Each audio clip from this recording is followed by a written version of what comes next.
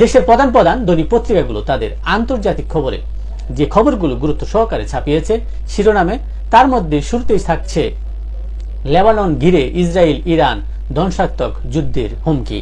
নিজ দেশের নাগরিকদের লেবানন ছাড়তে বলল সৌদি আরব সহ 7 দেশ। লেবানন ভ্রমণ না করতে নাগরিকদের পরামর্শ যুক্তরাষ্ট্র সহ 5 দেশের। ফিলিস্তিনি যুদ্ধাহতদের চিকিৎসার দায়িত্ব নেবে নরওয়ে, এমন ঘোষণা দিয়েছেন দেশটির প্রধানমন্ত্রী জোনাস গহর স্টোর।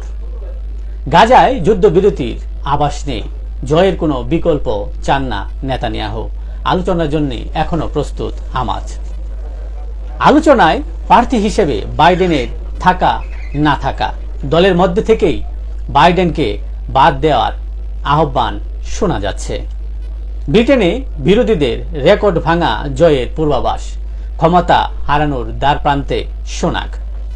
বাইডেনের বয়স হলেও তিনি জয়ী হবেন বলে দলের দাতাদের গ্যারান্টি দিলেন তিনি। নানা সমালোচনার মুখে বাইডেন এমন মন্তব্য করলেন। ইসরায়েলকে ধ্বংসের হুমকি ইরানের, কিয়ামত নামিয়ে আনার হুঁশিয়ারি তেল আবিবের। যুদ্ধের আতঙ্কে বৈরুত ত্যাগ করছে 7 দেশের নাগরিক। হিজবুল্লাহ আর সন্ত্রাসী গোষ্ঠী নয় বলছিল আরব লীগ।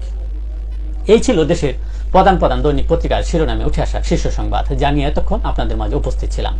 আশা করি আপনাদের ভালোই লেগেছে। সার্বিক খবরের বিবেচনায় আপনাদের কোনো অভিমত, অভিব্যক্তি, সমালোচনা ও পরামর্শ থেকে থাকে অবশ্যই তা কমেন্টসে জানাবেন। আপনাদের কমেন্টসের প্রত্যাশায় আজকের মতো এখানে বিদায় নিচ্ছি।